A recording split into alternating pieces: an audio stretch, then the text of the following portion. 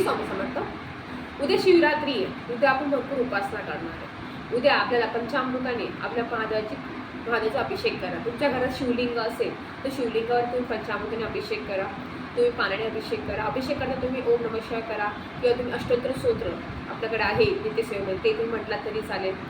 एक तुम्ही बेल घ्या, वाहा 108 बेल वाहिले तरी चालेल. एक बेल घेतलं तरी एक अर्पण केलं तरी चालेल. हे तुम्ही उद्या घरात नित्यसेवा कराच आपली.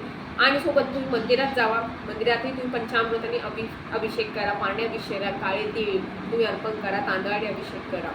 ज्यांना अखंड लक्ष्मी हवे त्यांनी उसाच्या रसाचा अभिषेक केला तरी चालेल. त्यांनी त्यांच्याकडे अखंड लक्ष्मी स्थिर राहते आणि तोही अभिषेक करा. जमेल तेवढी सेवा करा. ज्यांना रुद्राभिषेक घरात करायचा नाही रुद्राभिषेक घरात केली तरी चालेल. जमेल तशा सेवा करा. आता उद्या उपवास आहे तर काही काही लोकांचं असं असतं की घमेले पण खिचड्या खातात. 2-2, 3-3 टाईम खातात. तर तसं करू नका म्हणेन मी. कमीत कमी जेवढं शक्य असेल तेवढं उपाशी राहण्याचा प्रयत्न करा. दिवसभर तरी फळाहार घेतला तरी संध्याकाळी खासकर प्रदोष काळापासून ते 27 तारखेला पहाटे 4 वाजेपर्यंत तुम्ही शक्यतो काही खाऊ नका हे लक्षात ठेवा. कारण की आपल्या पोटालाही तेवढा आराम भेटतो आणि आपली सेवाही तेवढी आपली घडते. त्यामुळं उद्या ज्यांना औषधं घ्यायची आहेत त्यांच्या गोळ्या आहेत त्यांनी नक्की खिचडी वगैरे फलार घ्या. पण ज्यांना नाही खायचं औषध वगैरे घ्यायचं त्यांनी शक्यतोपणे निरंकार केला तरी खूप उत्तम राहील. किंवा फक्त लिक्विड जरी घेतले ज्युसेस वगैरे तरी खूप उत्तम राहील चालेल. तुमच्याकडे जमेल तशी सेवा करा. घरात ओम नमः शिवायचा मंत्र जप करा.